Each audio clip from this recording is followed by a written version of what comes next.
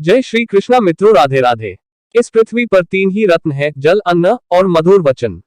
बुद्धिमान व्यक्ति इनकी समझ रखता है, परंतु मूर्ख लोग पत्थर के टुकड़ों को ही रत्न कहते हैं। मनुष्य के अधर्म रूपी वृक्ष अर्थात शरीर के फल दरिद्रता, रोग, दैख, बंधन, मोह, माया, व्यसन आदि है। धन, मित्र, स्त्री, पृथ्वी ये बार बार प्राप्त होते हैं, परंतु मनुष्य का शरीर बार बार नहीं मिलता है। यह एक निश्चित तथ्य है कि बहुत से लोगों का समूह ही शत्रु पर विजय प्राप्त करता है। जैसे वर्षा की धार को धारण करने वाले मेघों के जल को तिनकों के द्वारा तिनके का बना छप्पर ही रोका जा सकता है। पानी में तेल, दुष्ट व्यक्तियों में गोपनीय बातें, उत्तम पात्र को दिया गया दान और बुद्धिमान के पास शास्त्र ज्ञान यदि थोड़ा भी हो तो स्वयं वह अपनी शक्ति से विस्तार पा जाता है। धार्मिक कथा सुनने पर, शमशान में चिता को जलते देखकर, रोगी को कष्ट में पड़े देखकर जिस प्रकार वैराग्य भाव उत्पन्न होता है, वह यदि स्थिर रहे तो यह सांसारिक मोह माया व्यर्थ लगने लगे, परंतु अस्थिर मन शमशान से लौटने पर फिर से मोह माया में फंस जाता है। चिंता करने वाले व्यक्ति के मन में चिंता उत्पन्न होने के बाद की जो स्थिति होती है, अर्थात उसकी जैसी बुद्धि हो जाती है, वैसी बुद्धि यदि पहले से ही रहे तो भला किसका भाग्योदय नहीं होगा। दान, तपस्या, वीरता, ज्ञान, नम्रता, किसी में ऐसी विशेषता को देखकर आश्चर्य नहीं करना चाहिए, क्योंकि इस दुनिया में ऐसे अनेक रत्न भरे पड़े हैं। जो जिसके मन में है वह उससे दूर रहकर भी दूर नहीं है, और जो जिसके हृदय में नहीं है वह समीप रहते हुए भी दूर है। जिससे अपना हित साधना हो उससे सदैव प्रिय बोलना चाहिए, जैसे मृग को मारने के लिए बहेलिया मीठे स्वर में गीत गाता है। राजा, अग्नि, गुरु और स्त्री, इनसे सामान्य व्यवहार करना चाहिए, क्योंकि अत्यंत समीप होने पर यह नाश के कारण होते हैं और दूर रहने पर इनसे कोई फल प्राप्त नहीं होता।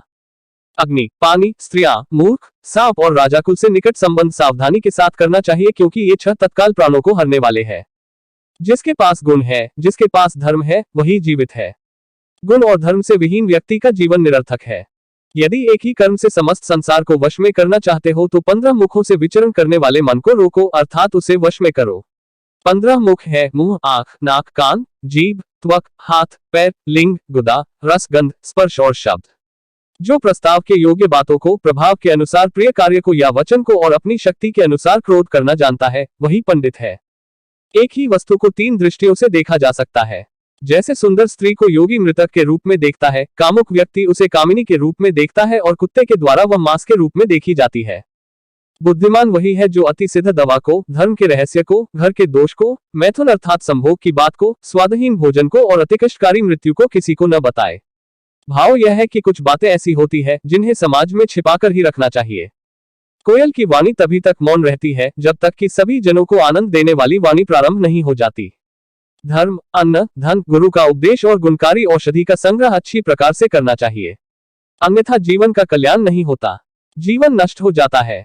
दुष्टों का साथ त्यागो, सज्जनों का साथ करो, रात दिन धर्म का आचरण करो और प्रतिदिन इस नित्य संसार में नित्य परमात्मा के विषय में विचार करो, उसे स्मरण करो।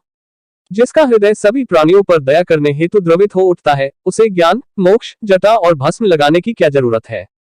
जो गुरु एक ही अक्षर अपने शिष्य को पढ़ा देता है, उसके लिए इस पृथ्वी पर कोई अन्य चीज ऐसी महत्वपूर्ण नहीं है जिसे वह गुरु को देकर उऋण हो सके। दुष्टों और कांटों से बचने के 2 ही उपाय है, जूतों से उन्हें कुचल डालना व उनसे दूर रहना। गंदे वस्त्र धारण करने वाले, दांतों पर मैल जमाए रखने वाले, अत्यधिक भोजन करने वाले, कठोर वचन बोलने वाले, सूर्योदय से सूर्यास्त तक सोने वाले, चाहे वह साक्षात विष्णु ही क्यों न हो, लक्ष्मी त्याग देती है। निर्धन होने पर मनुष्य को उसके मित्र, स्त्री, नौकर, हितैषी जन छोड़कर चले जाते हैं, परंतु पुनः धन आने पर फिर से उसी के आश्रय लेते हैं। अन्याय से उपार्जित किया गया धन 10 वर्ष तक रहता है, 11वें वर्ष के आते ही जड़ से नष्ट हो जाता है।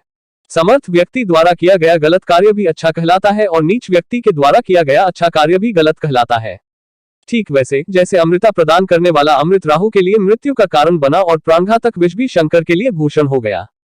भोजन वही है जो ब्राह्मण के करने के बाद बचा रहता है, भलाई वही है जो दूसरों के लिए की जाती है, बुद्धिमान वही है जो पाप नहीं करता और बिना पाखंड तथा दिखावे के जो कार्य किया जाता है वह धर्म है। मणि पैरों में पड़ी हो और कांच सिर पर धारण किया गया हो, परंतु क्रय विक्रय करते समय अर्थात मोल भाव करते समय मणि मणि ही रहती है और कांच कांच ही रहता है। शास्त्रों का अंत नहीं है, विद्याएं बहुत है, जीवन छोटा है, विघ्न बाधाएं अनेक है। अतः जो सार तत्व है उसे ग्रहण करना चाहिए, जैसे हंस जल के बीच से दूध को पी लेता है। अचानक दूर से आए थके हारे पथिक से बिना पूछे ही जो भोजन कर लेता है वह चांडाल होता है। बुद्धिहीन ब्राह्मण वैसे तो चारों वेदों और अनेक शास्त्रों का अध्ययन करते हैं, पर आत्मज्ञान को वे नहीं समझ पाते या उसे समझने का प्रयास ही नहीं करते। ऐसे ब्राह्मण उस कलछी की तरह होते हैं जो तमाम व्यंजनों में तो चलती है पर रसोई के रस को नहीं जानती। इस संसार सागर को पार करने के लिए ब्राह्मण रूपी नौ प्रशंसा के योग्य है, जो उल्टी दिशा की ओर बहती है। इस नाव में ऊपर बैठने वाले पार नहीं होते, किंतु नीचे बैठने वाले पार हो जाते हैं। अतः सदा नम्रता का ही व्यवहार करना चाहिए। पराये घर में रहने से कौन छोटा नहीं हो जाता। यह देखो अमृत का खजाना, औषधियों का स्वामी, शरीर और शोभा से युक्त यह चंद्रमा जब सूर्य के प्रभा मंडल में आता है तो प्रकाशहीन हो जाता है। कुमुदिनी के पत्तों के मध्य विकसित उसके पराग कणों से मस्त हुआ भौरा जब भाग्यवश किसी दूसरी जगह पर जाता है तो वहां मिलने वाले कटस्रया के फूलों के रस को भी अधिक महत्व देने लगता है। यह निश्चय है कि बंधन अनेक है, परंतु प्रेम का बंधन निराला है। देखो, लकड़ी को छेदने में समर्थ भौरा कमल की पंखुड़ियों में उलझकर क्रियाहीन हो जाता है, अर्थात प्रेमरस से मस्त हुआ भौरा कमल की पंखुड़ियों को नष्ट करने में समर्थ होते हुए भी उसमें छेद नहीं कर पाता। चंदन का कटा हुआ वृक्ष भी सुगंध नहीं छोड़ता, बूढ़ा होने पर भी गजराज क्रीड़ा नहीं छोड़ता, ईख कोल्हू में पीसने के बाद भी अपनी मिठास नहीं छोड़ती और कुलीन व्यक्ति दरिद्र होने पर भी सुशीलता आदि गुणों को नहीं छोड़ता। श्री कृष्ण को उलाहना देती हुई गोपी कहती है कि हे कन्हैया, तुमने एक बार गोवर्धन नामक पर्वत को क्या उठा लिया कि तुम इस लोक में ही नहीं परलोक में भी गोवर्धनधारी के रूप में प्रसिद्ध हो गए। परंतु आश्चर्य तो इस बात का है कि मैं तीनों लोकों के स्वामी अर्थात तुम्हें अपने हृदय पर धारण किए रहती हूँ और रात दिन मैं तुम्हारी चिंता करती हूँ, पर मुझे कोई त्रिलोकधारी जैसी पदवी नहीं देता। संसार के उद्धार के लिए जिन लोगों ने विधिपूर्वक परमेश्वर का ध्यान नहीं किया, स्वर्ग में समर्थ धर्म का उपार्जन नहीं किया, स्वप्न में भी सुंदर युवती के कठोर स्तनों और जंघाओं के आलिंगन का भोग नहीं किया, ऐसे व्यक्ति का जन्म माता के यौवन रूपी वन को काटने वाली कुल्हाड़ी के समान है। भगवान श्री कृष्ण का मानना है कि कुलता चरित्रहीन स्त्रियों का प्रेम एकांतिक न होकर बहुजनीय होता है। उनका कहना है कि कुलता स्त्रियां पराये व्यक्ति से बातचीत करती है, कटाक्षपूर्वक देखती है और अपने हृदय में पर पुरुष का चिंतन करती है। इस प्रकार चरित्रहीन स्त्रियों का प्रेम अनेक से होता है। जो मूर्ख व्यक्ति माया के मोह में वशीभूत होकर यह सोचता है कि अमुक स्त्री उस पर आसक्त है, वह उस स्त्री के वश में होकर खेल की चिड़िया की भांति इधर से उधर नाचता फिरता है। स्वर्ण मृग न तो ब्रह्मा ने रचा था और न किसी और ने उसे बनाया था, न पहले कभी देखा गया था, न कभी सुना गया था। तब श्री राम की उसे पाने मारीच का मायावी रूप कंचन मृग की इच्छा हुई, अर्थात सीता के कहने पर वे उसे पाने के लिए दौड़ पड़े।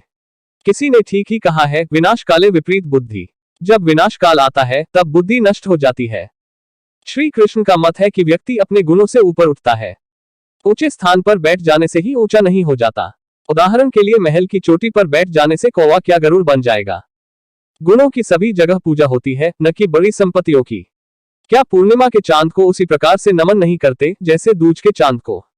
दूसरों के द्वारा गुणों का बखान करने पर बिना गुण वाला व्यक्ति भी गुणी कहलाता है, किंतु अपने मुख से अपनी बड़ाई करने पर इंद्र भी छोटा हो जाता है।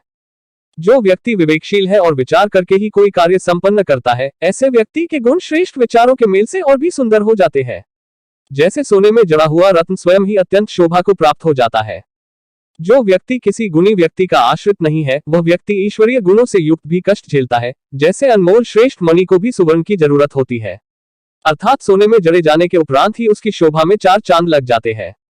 जो धन अति कष्ट से प्राप्त हो, धर्म का त्याग करने से प्राप्त हो, शत्रुओं के सामने झुकने अथवा समर्पण करने से प्राप्त हो, ऐसा धन हमें नहीं चाहिए। उस लक्ष्मी धन से क्या लाभ जो घर की कुलवधू के समान केवल स्वामी के उपभोग में ही आए। उसे तो उस वेश्या के समान होना चाहिए जिसका उपयोग सब कर सके। इस संसार में आज तक किसी को भी प्राप्त धन से, इस जीवन से, स्त्रियों से और खानपान से पूर्ण तृप्ति कभी नहीं मिली। पहले भी, अब भी और आगे भी इन चीजों से संतोष होने वाला नहीं है। इनका जितना अधिक उपभोग किया जाता है, उतनी ही तृष्णा बढ़ती है। जीवन की समाप्ति के साथ सभी दान, यज्ञ, होम, बालक्रिया आदि नष्ट हो जाते हैं, किंतु श्रेष्ठ सुपात्र को दिया गया दान और सभी प्राणियों पर अभयदान अर्थात दयादान कभी नष्ट नहीं होता। उसका फल अमर होता है, सनातन होता है। तिनका हल्का होता है, तिनके से भी हल्की रुई होती है, रुई से हल्का याचक भिखारी होता है, तब वायु उसे उड़ाकर क्यों नहीं ले जाती। संभवतः इस भय से कि कहीं यह उससे भीख न मांगने लगे। अपमान करा के जीने से तो अच्छा मर जाना है, क्योंकि प्राणों के त्यागने से केवल एक ही बार कष्ट होगा, पर अपमानित होकर जीवित रहने से जीवन पर्यंत दायक होगा। मधुर वचन सभी को संतुष्ट करते हैं, इसलिए सदैव मृदुभाषी होना चाहिए। मधुर वचन बोलने में कैसी दरिद्रता। जो व्यक्ति मीठा बोलता है उससे सभी प्रसन्न रहते हैं। इस संसार रूपी विष वृक्ष पर दो अमृत के समान मीठे फल लगते हैं, एक मधुर और दूसरा सत्संगति। मधुर बोलने और अच्छे लोगों की संगति करने से विष वृक्ष का प्रभाव नष्ट हो जाता है और उसका कल्याण हो जाता है।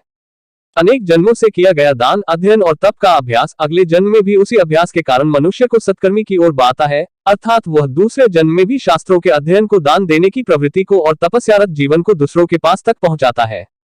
जो विद्या पुस्तकों में लिखी है और कंठस्थ नहीं है तथा जो धन दूसरे के हाथों में गया है, ये दोनों आवश्यकता के समय काम नहीं आते, अर्थात पुस्तकों में लिखी विद्या और दूसरे के हाथों में गए धन पर भरोसा नहीं करना चाहिए। वीडियो अच्छी लगे तो लाइक करें और चैनल को सब्सक्राइब करें।